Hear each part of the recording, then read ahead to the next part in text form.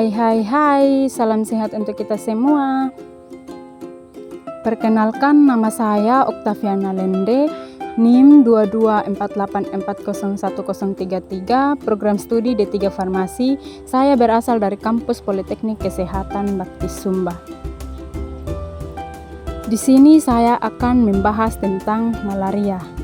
Yang pertama, kita harus mengetahui apa yang dimaksud dengan malaria.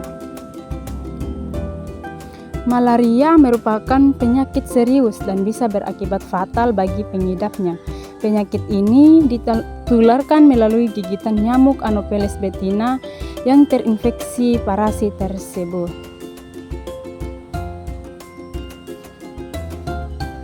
Apa yang menyebabkan malaria?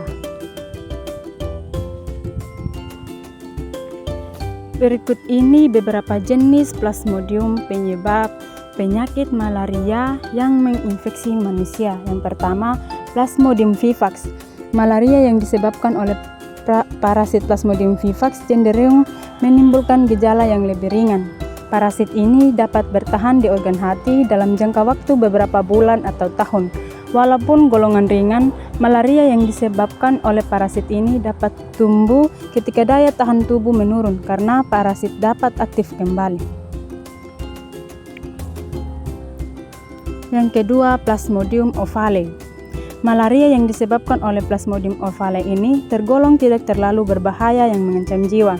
Namun, tetap harus waspada karena malaria yang disebabkan oleh parasit ini dapat menyebabkan anemia atau kekurangan darah. Yang ketiga, Plasmodium malariae. Malaria yang disebabkan oleh Plasmodium malariae menimbulkan gejala setelah lama terinfeksi parasit tersebut. Oleh karena itu, penderita malaria ini akan mengalami infeksi yang kronis, mengalami gangguan fungsi organ ginjal. Dan yang keempat, Plasmodium falciparum. Malaria yang disebabkan oleh parasit Plasmodium falciparum tergolong paling berbahaya karena dapat menimbulkan berbagai komplikasi, kejang hingga koma. Malaria jenis ini menjadi salah satu penyebab kematian akibat malaria tertinggi di dunia. Nah, bagaimana sih atau seperti apa sih gejala dari malaria? Gejala malaria akan muncul setidaknya dalam kurun waktu 10 hingga 15 hari setelah tergigit nyamuk Anopheles atau terpapar. Berikut adalah beberapa gejala malaria. Demam, menggigil, sakit kepala, berkeringat banyak, lemas, pegal linu, kurang darah, mual atau muntah.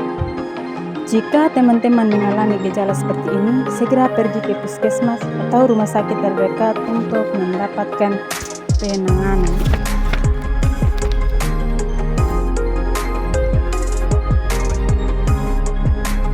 Bagaimana sih cara penularan dari penyakit malaria?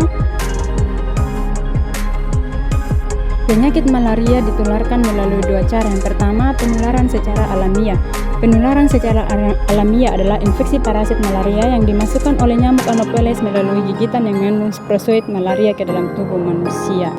Yang kedua, penularan secara non-alamiah. Penularan non-alamiah adalah penularan malaria bukan melalui gigitan nyamuk Anopheles. Penularan ini terdiri dari dua bagian. Yang pertama, malaria bawaan. Terjadi pada bayi yang baru dilahirkan karena ibunya menderita malaria. Penularan ini terjadi melalui kayu pusat atau plasenta. Yang kedua, secara mekanik. Penularan ini terjadi melalui transfusi darah atau melalui jarum suntik.